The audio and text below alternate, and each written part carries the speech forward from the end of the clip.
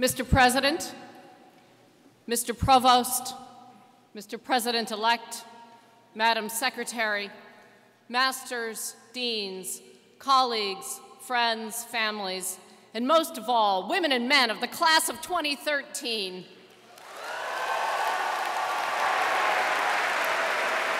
Welcome. Welcome to this day.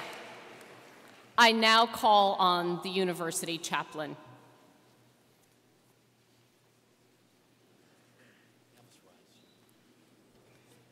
Please rise.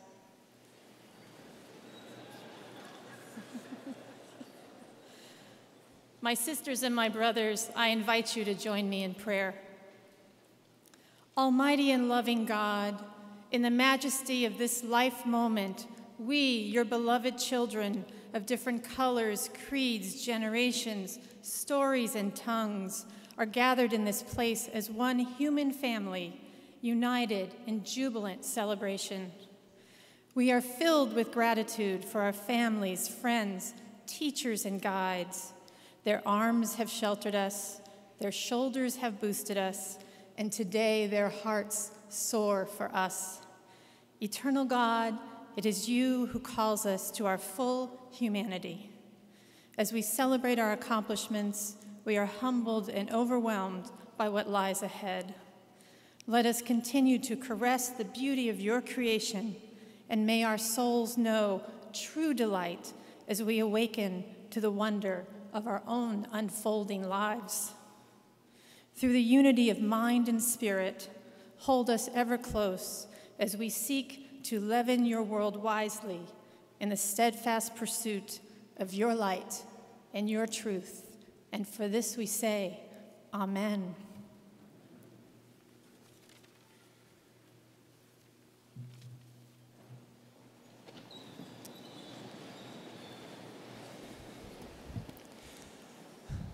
A reading from Psalm 43. Send forth your light and your truth. They will lead me. They will bring me to your holy mountain, to your dwelling place, that I may come to the altar of God, God, my delight, my joy, that I may praise you with the harp, O God, my God.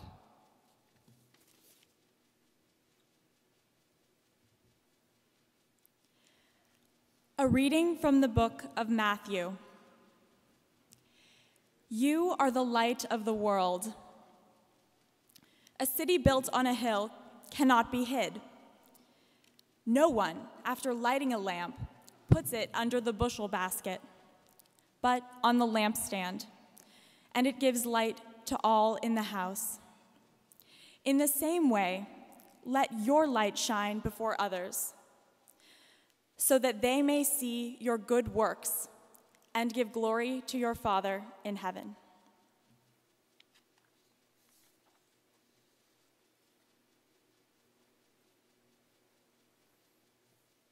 A reading from the Quran. God is the light of the heavens and earth.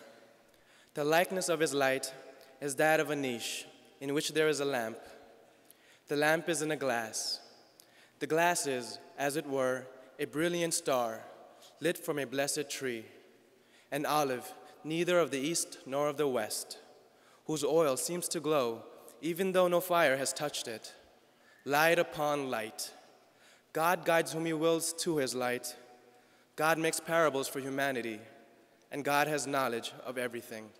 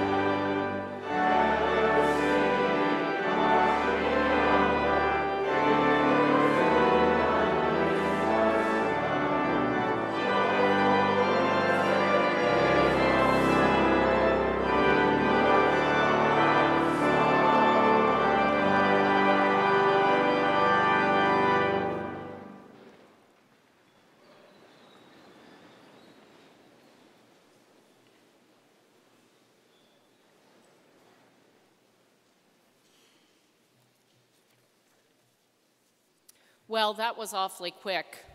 Weren't we just meeting here in your freshman year? Do you recall our first time together in Woolsey Hall? I spoke to you about time, how time would race along with you in these 4 years, and of the Maya calendar, which would reach its so-called end date during the winter vacation of your senior year. And I assured you at the time that time would roll along, and now, like the Maya calendar, you too are entering a new era. On this occasion, Baccalaureate, it is customary for the president to deliver a baccalaureate address and for the dean of Yale College to offer a few readings. So make yourselves comfortable for some readings I've chosen to share with you. In your daily travels at Yale, you walk through this building where we are today, Woolsey Hall, on a regular basis. Some of you have walked through the rotunda dozens of times a week. You think of this space as commons or as the grand concert hall that surrounds us now. But what is this building? It's a war memorial, and this is once again a week before Memorial Day, when we think of and honor those who have died in their nation's service, from Lexington, Massachusetts to Afghanistan. But the commemoration in May, and the concept of the idea in May, took place after the Civil War, when more Americans died than in all the other wars in which US soldiers have fought. The names of Yale soldiers, Union and Confederate, North and South, are inscribed just outside this hall. 150 years ago, in 1863, this nation was in the midst of that war. Friends and classmates had taken up arms against one another. By the end of the war, and after 700,000, yes, nearly 750,000 soldiers had died, President Lincoln closed his second inaugural address in this way: "With malice toward none, with charity for all, with firmness in the right, as God gives us to see the right, let us strive on to finish the work we are in, to bind up the nation's wounds, to care for him who shall have borne the battle, and his widow and his orphan, to do all which may achieve and cherish a just and lasting peace among ourselves and with all nations." A just and lasting peace. Yale students, by and large, they were young men from New England in those years, would have read those words in a local newspaper, perhaps reading the text aloud to one another.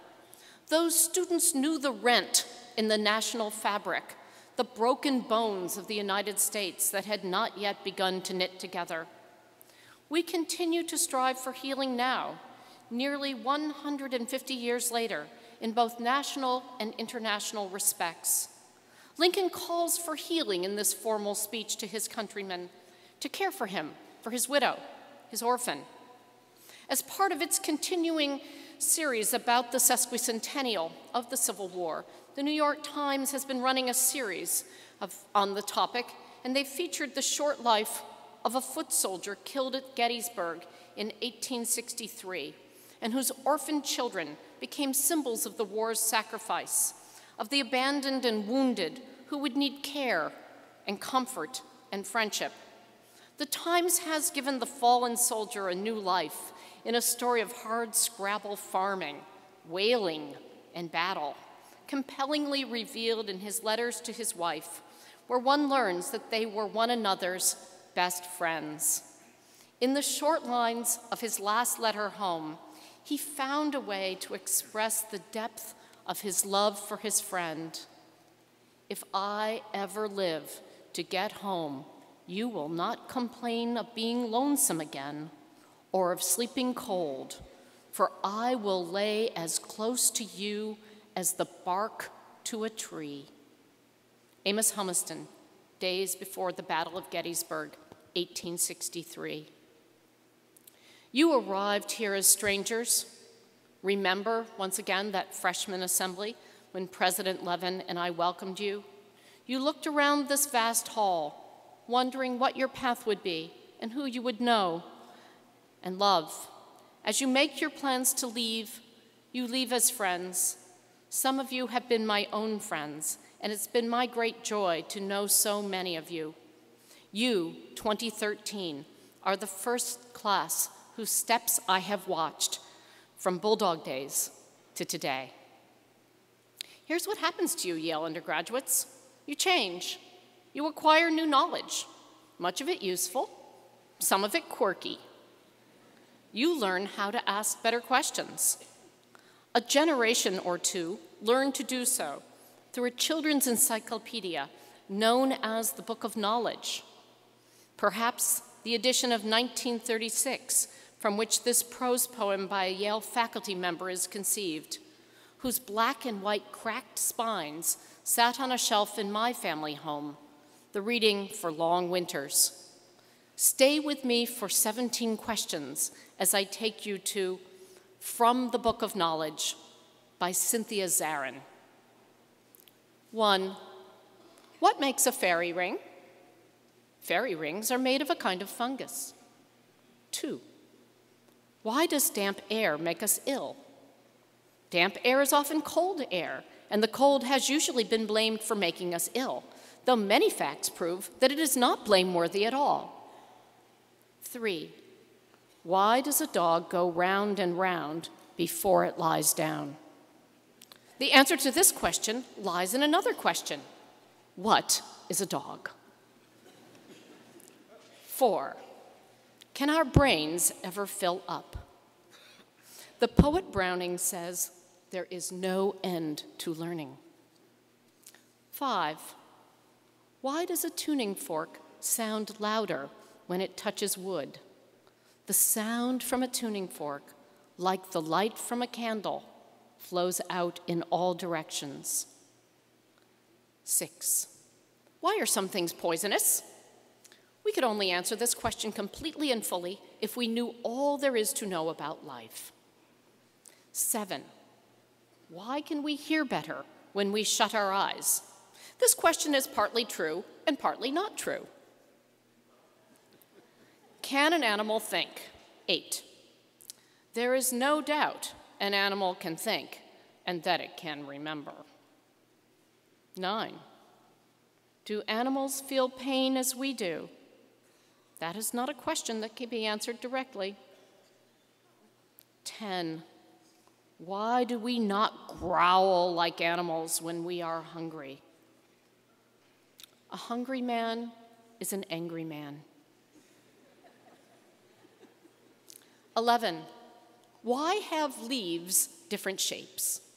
The great idea, which we can apply to every fact about living creatures, is that these facts usually have uses. 12. Why do the leaves of the aspen always shake? The shaking of the leaves has the same effect as if the trees were fanning themselves. 13. Why does oil make a wheel go round more easily? It all depends on where the oil is put. 14. Why do we see the stars only at night? The stars are shining all the time, sending light to Earth, but more than this is needed for us to see. 15. Is an atom living? It is almost a living thing. 16. Can country people see writ small better than townspeople? If country folk use their eyes mainly at distances, their vision will be keenest at distances. 17. Why does a lump rise in my throat when I cry? It is the place of speech which is the most marvelous thing. Finally, it is a Yale College tradition to read a passage by John Milton on this occasion. You know the story, I think. There were these two young 20-somethings, maybe even teenagers, in a garden. They were in a perfect place, and they knew that. They also knew that there was a world beyond, and they couldn't help but want to know about it. Yes, as in the Zarin poem, there was always a thirst for knowledge. And then you remember that in the garden there was this wardrobe malfunction? Like you, and as you may particularly feel on Monday afternoon or Tuesday morning, their departure seemed to them sudden, unwarranted, abrupt, inevitable. From Paradise Lost by John Milton, 1667. Some natural tears they dropped, but wiped them soon. The world was all before them, where to choose their place of rest, and Providence, their guide. They, hand in hand, with wandering steps and slow, through Eden, took their solitary way. Congratulations, class of 2013.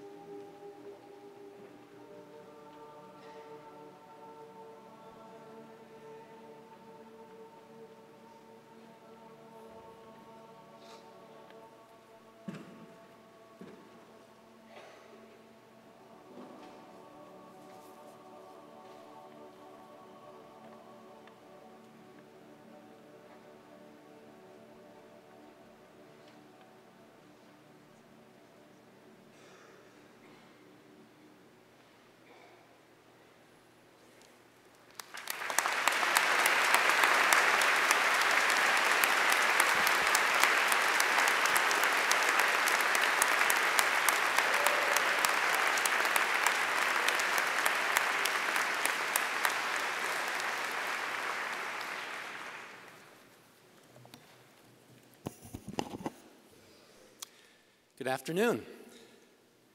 I want to begin by welcoming all the parents, relatives, and friends of our graduates. To you parents especially, I want to say that I know just how you feel. Jane and I have had the good fortune of watching all 4 of our children graduate from college, and we know the pride and the pleasure that you are experiencing, and the many memories that such an occasion conjures up. And I also know that what you would really like to do right now is to stand up and join those of us on stage in offering warm congratulations to the Yale College class of 2013.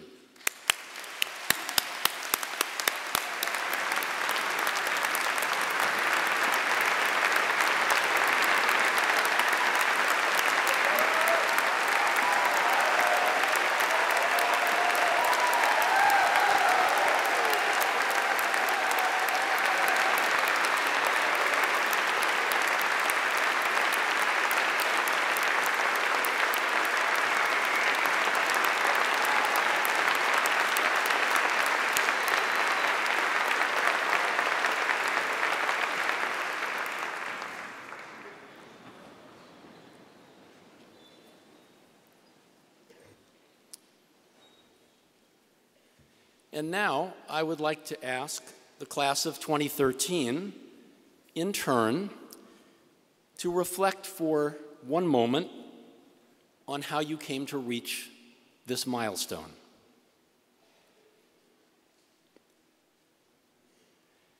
During that moment of reflection, one of the things that may have occurred to you is that there are many people here today, your parents, siblings, relatives, and friends, whose support and encouragement made your achievements here possible. I bet you'd like to rise and show them your appreciation.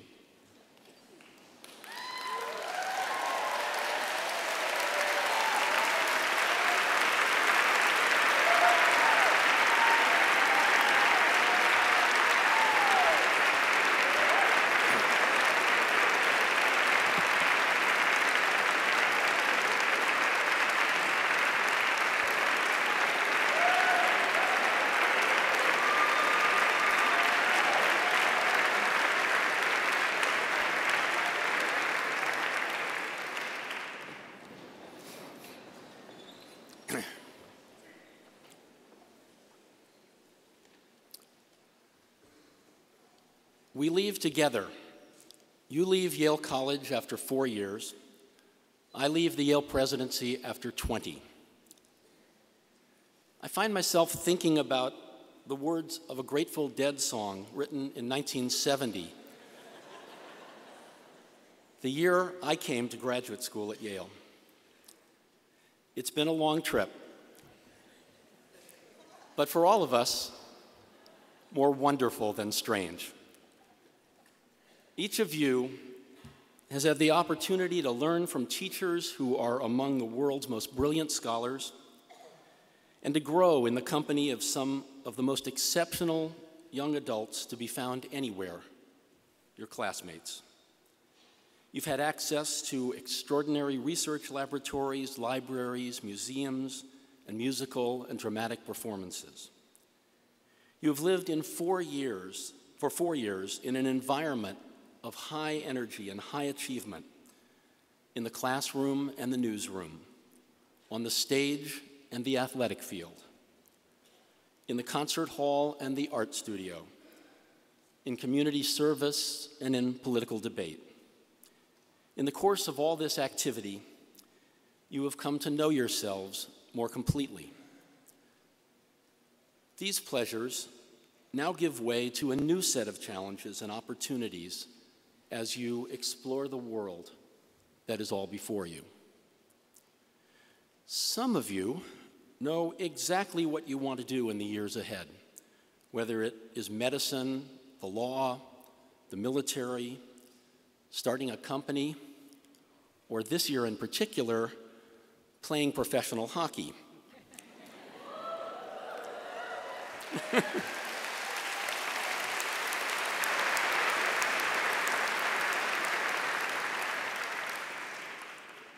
Congratulations.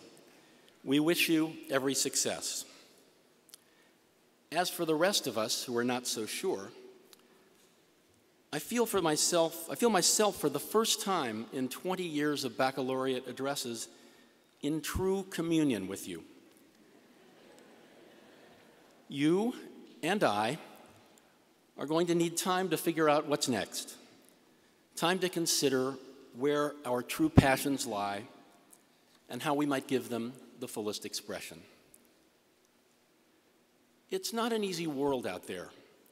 We are still suffering from the effects of the most severe recession since the Great Depression.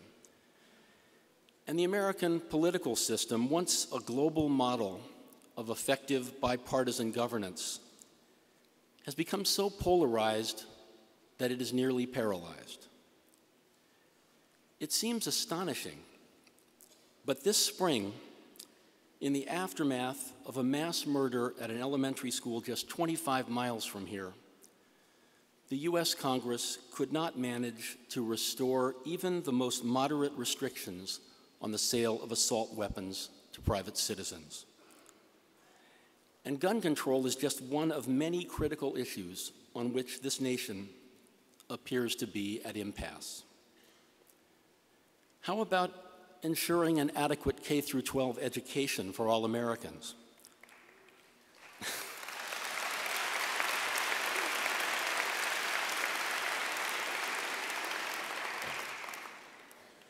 How about repairing our congested highways, deteriorating bridges, substandard airports, and obsolete passenger rail service? How about supporting scientific advance and innovation, the innovation that flows from it?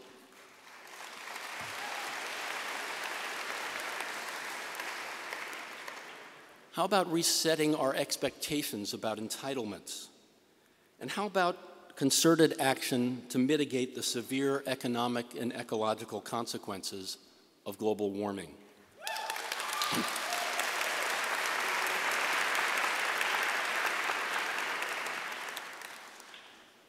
Right now, you might not be thinking first and foremost about these issues. You quite properly may be thinking instead about where you will find an apartment, whether you will find a job, and if you already have one, whether you will like it. You may also be thinking about whether and when to apply to graduate or professional school, and more generally, about how these near-term choices might help you build a life that is personally and professionally fulfilling. Because Yale has encouraged you to think this way, you may also be contemplating how the lives you are starting to create might make a difference to others, to your families and your communities, and how you might be of service, as so many of you have been as students, to causes larger than your own personal fulfillment. I am thinking about my next steps too, and just like you, I'm hoping to find work that is personally and professionally fulfilling and that makes a difference in the lives of others. Uncertainty about these matters is a source of anxiety for us all, for you and for me. But I think we're up to it.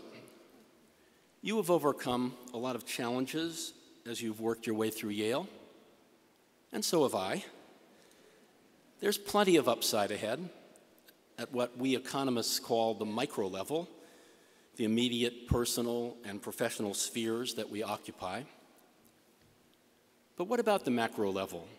What about the big picture issues that lately have been so inadequately addressed by our political processes?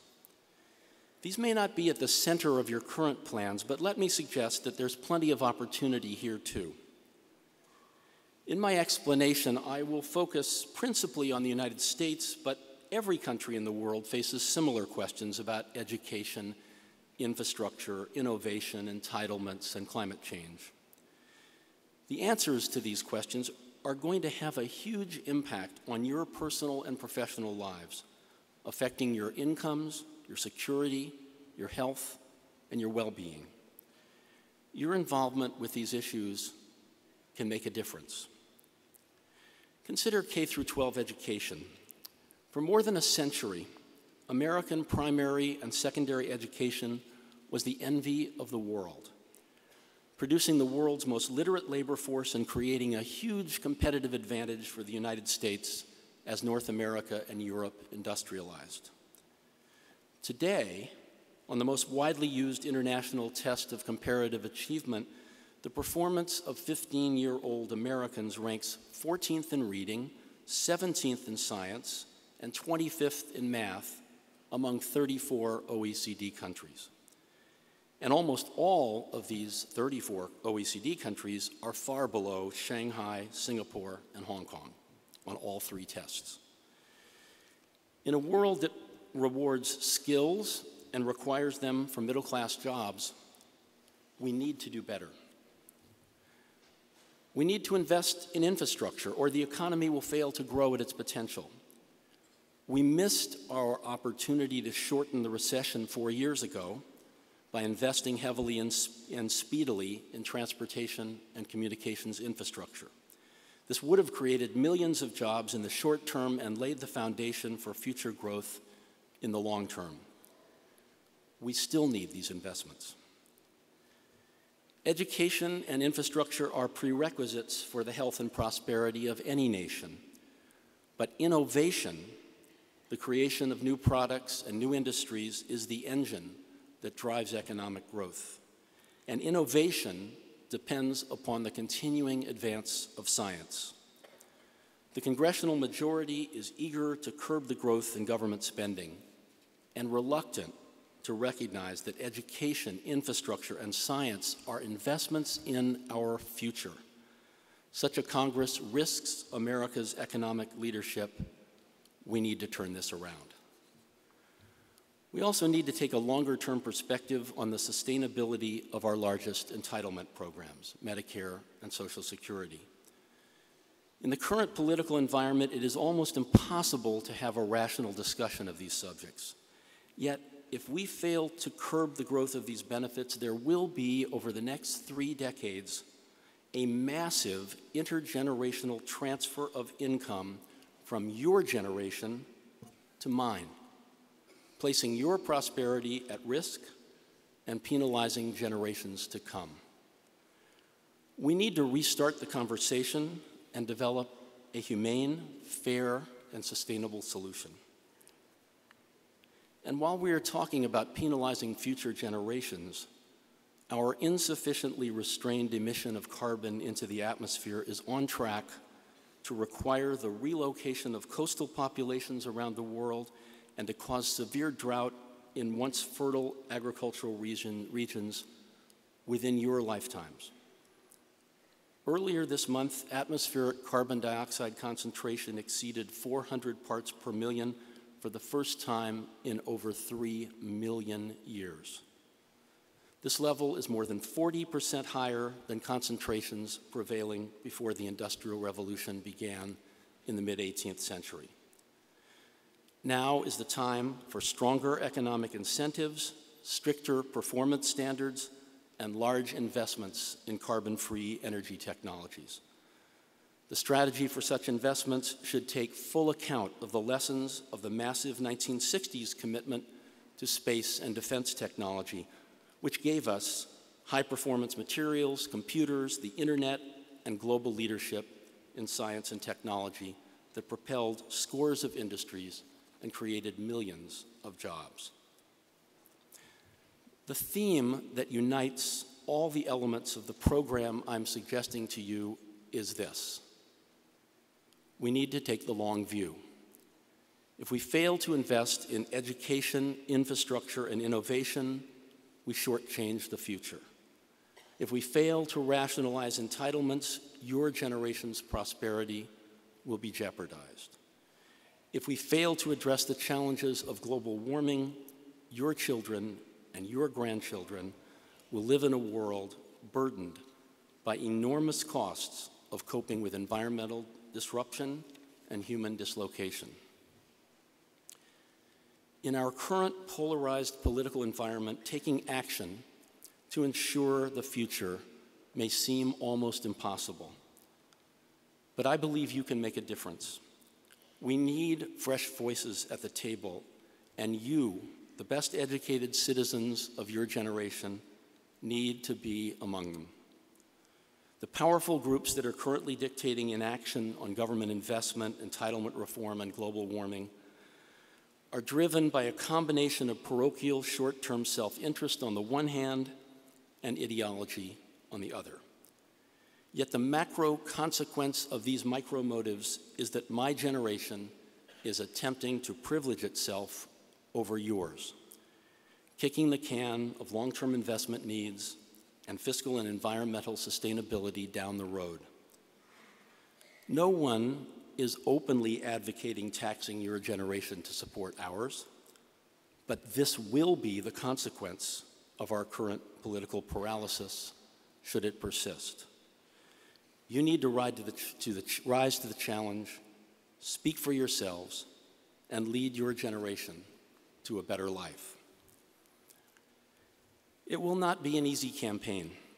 You will need to confront strongly entrenched interest groups on both sides of every issue, but you will find allies because your aspirations will resonate with the best instincts of our nation.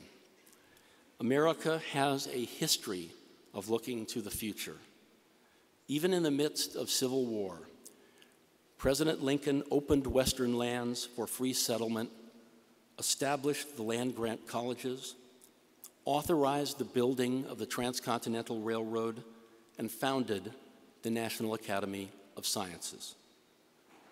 After the Second World War, Presidents Truman and Eisenhower sent war veterans to college, subsidized home ownership, built the nation's highways, and invested in science and technology on an unprecedented scale.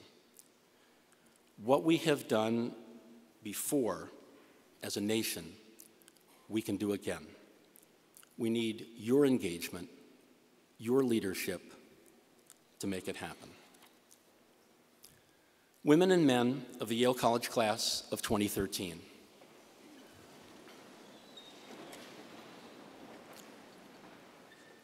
Let us go forth to new challenges, taking with us the best of what your 4 years and my 20 have taught us. Follow your passions and shape lives of personal fulfillment. But listen carefully to what I say to you on Monday when you graduate. I will then confer upon you the degrees in Yale College as recommended by the dean and admit you to all their rights and responsibilities. Take those responsibilities seriously. Stand up for your generation and for those that follow. Protect the future from the parochialism, partisanship, and paralysis of the present. Participate, speak up, and lead this nation and the world to the future you deserve. I will be working alongside you. Congratulations.